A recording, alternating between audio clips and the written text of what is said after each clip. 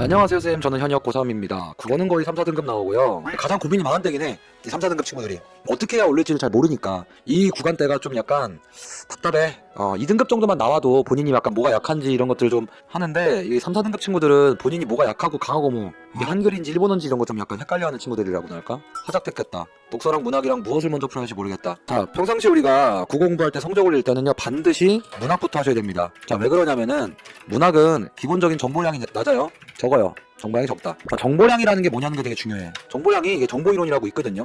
정보량은 우리가 어떤 정보를 마주칠 때 낯선 정도, 이걸 정보량이라고 하는 거야. 그러니까 너가 무언가의 글을 읽을 때 내가 이 글 속에 있는 정보가 나한테 많이 낯설어. 그러면 정보량이 되게 많은 지문이고 낯설지 않아. 내용들이 나에게 친숙해, 익숙해. 그러면 정보량이 되게 낮은 지문이겠죠.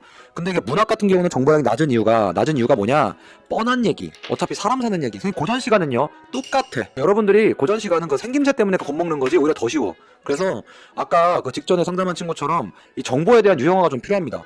근데 그거를 내가 이제 이별에 대한 시 막 이런 느낌이 아니라, 예를 들어서 뭐 이별을 했어. 그럼 이별에 대한 것도 이별에 대한 시 이게 아니라 이별인데 여기에서 이제 화자의 태도나 그런 것들도 유형화를 하는 거죠. 항상 내가 얘기하지만 유형화를 하지 않으면 안 늘어요. 생각을 해봐 얘들아. 그 수학 같은 경우는 우리가 센수학이나 이런 책을 여러 번 풀면 실력이 늘잖아. 근데 국어는 많이 풀어도 안 는단 말이야. 그 왜 그럴까를 생각해보란 말이야. 수학은 그냥 애초에 그 로직 자체가 유형화가 돼 있단 말이야. 항상 유형화 하셔야 됩니다. 알겠죠? 어떻게 유형합니까? 라는 건 내가 알려줄게. 유형화 생각을 머릿속에 빡 잡으세요. 그래서 우리 친구는 무조건 문학부터 공부합니다. 그래서 문학을 잡습니다. 문학은 우리가 문학 내지문이 한 세트죠. 내지문을 25분에서 28분까지 괜찮습니다. 그래서 시간 정해주면은 시 같은 경우는 n 플러스 1분 30초. 여기는 문제 개수예요. 자, 그래서 n 플러스 1분 30초. 그리고 소설 같은 경우는 n 플러스 2에서 3 갈래복합 n 플러스 2분 30초. 이렇게 하시면 돼요. 소설이 고전소설이 있고 현대소설이 있잖아요. 그러면은 이것도 똑같이 n 플러스 2에서 3분 이렇게 하시면 됩니다. 이 시간 내에 풀 수 있도록 우리 친구가 노력을 좀 해야 돼. 어쩔 수가 없어요 진짜. 이걸 어떻게 해야 시간 내에 풀 수 있을까 라는 거를 유형화해갖고 우리가 공부를 하면 됩니다. 알겠죠? 그래서 갈래복합 같은 경우는 우리가 5문제에서 6문제죠. 우리 시 같은 경우는 3에서 4문제 정도. 그래서 이제 머릿속에서 우리가 생각을 해둬야 될 게 소설 총 8문제 나오고요. 그리고 시 같은 경우는 운문은 갈래복합까지 해갖고 9문제 나옵니다. 수능에서. 그래서 이거는 3, 6 나오거나 5월 4, 5 나오거나 이렇게 나옵니다. 알겠죠? 쌤 생각에는 우리 지금 고3 친구 같은 경우는 문학을 먼저 하시고요. 무조건 문학 먼저 하세요. 문학 먼저. 문학을 시간 내에 다 맞을 수 있도록 무조건 문학부터 하셔야 됩니다.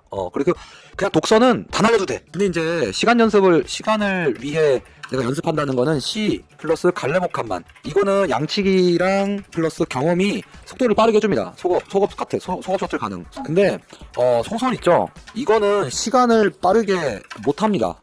이거는 시간이 빨라지기를 기다려야 돼요. 왜? 소설은 이게 약간 문학이지만 독서가랑 비슷해요. 요즘 소설 문제 출제 트렌드가 경향이 상당히 독서처럼 냅니다. 논리 전제나 추론 같은 것도 많이 내고 그러기 때문에 여러분들이 정확하게 소설 읽는 거를 공부해서 이제 계속 그런 것들을 이제 잡아가는, 지문을 읽으면서도 추론을 해가면서 읽는 연습을 해야 돼요. 그래서 이거는 좀 빠르게 푸는 연습 하시면 안 돼요. 이거는 정독해서 읽어야 돼요. 정독. 빠르게 푸는 연습 하시면 돼요. 이거 양치기가 아니라 이거 유형화 하셔야 됩니다. 유형화. 그러니까 유형화라고 하면 어떤 유형화냐면은 예를 들면 뭐 1인칭 소설 어떻게 읽을까, 대전작 어떻게 읽을까, 그리고 발화는 어떻게 읽을까, 그리고 고전소설이 어려울 때 어떻게 나와야 어려운가, 그 어려운 요소들이 이렇게 있으면은 이 요소들은 내가 어떻게 해결할까. 발화의 경우에는 이제 예를 들어서 뭐 발화자를 밝히지 않고 그냥 발화만 뚝 튀어나온단 말이야. 이런 것들 어렵단 말이야 우리가. 그러니까 그런 것들을 여러분들이 내가 이걸 어떻게 해결해야 되겠다 이런 것들을 잡아가셔야 됩니다. 유형화가 되게 중요해요. 지금 보면 다 되게 유형화돼 있죠. 시 같은 경우도 되게 현실적으로 눈에 보이는 것들에 대한 시가 있고요. 그리고 뭐 눈으로 보이지 않는 추상적인 거에 대한 시도 있고요. 그리고 여러 가지 것들이 있단 말이야. 우리가 되게 맞아요. 이렇게 스스로 고민하고 공부하는 얼마나 멋있는지 모릅니다. 이해가시죠? 그래서 요거는 쌤이 문학